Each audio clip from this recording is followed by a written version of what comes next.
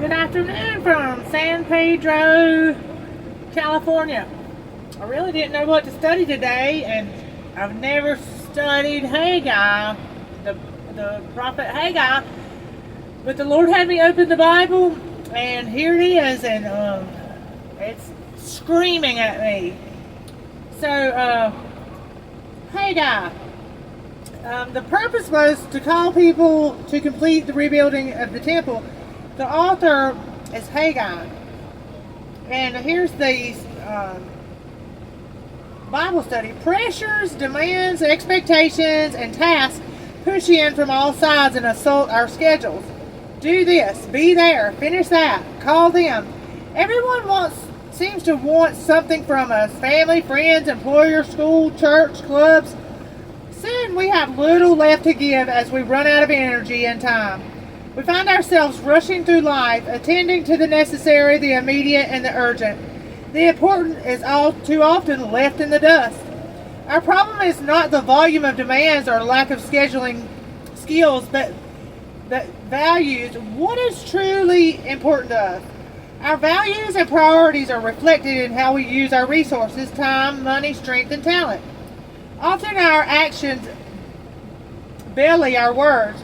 We say God is number one, but then we relegate him to a lesser number on our to-do list. 25 centuries ago, a voice was heard calling men and women to the right priorities. Haggai knew what was important and what had to be done, and he challenged God's people to respond. In 586 BC, the armies of Babylon had destroyed the temple in Jerusalem, God's house, the symbol of his presence. In 538 BC, King Cyrus decreed that Jews could return to their beloved city and rebuild the temple. So they traveled to Jerusalem and began the work. But then they forgot their purpose and lost their priorities as opposition and apathy brought the work to a standstill. That's in Ezra 4:4-5.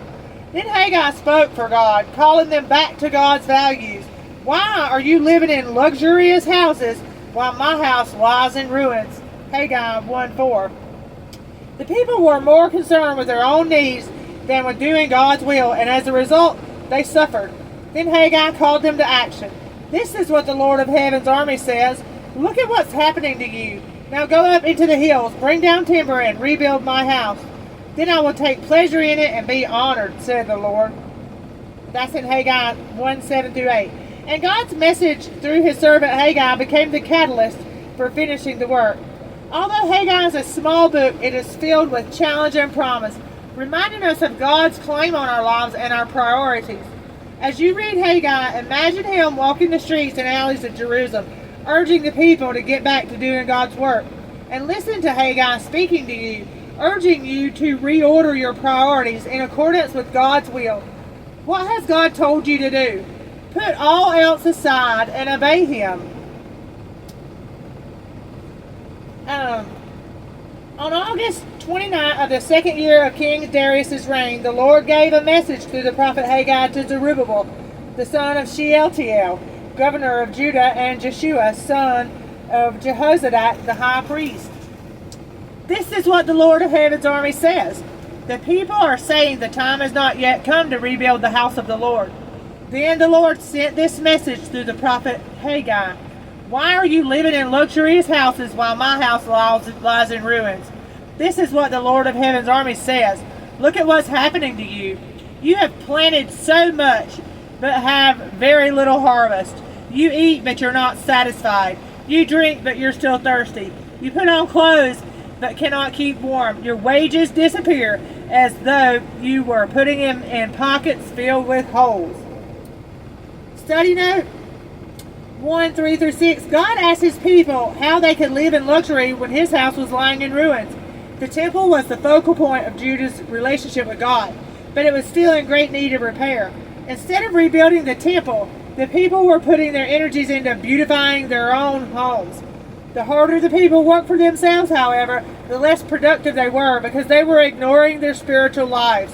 The same can happen to us. When we put God first, he will provide for our deepest needs. If we put him in any other place, all our other efforts are ultimately futile. Caring only for your comfort and pleasure while ignoring your relationship with God and others will lead to ruin.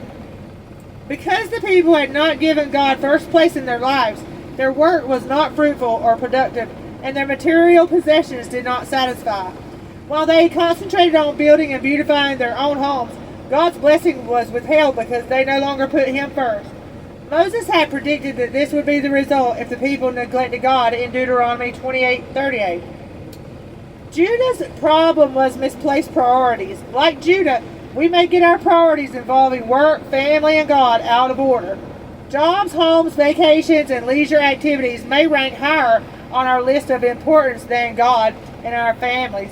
What is important to you?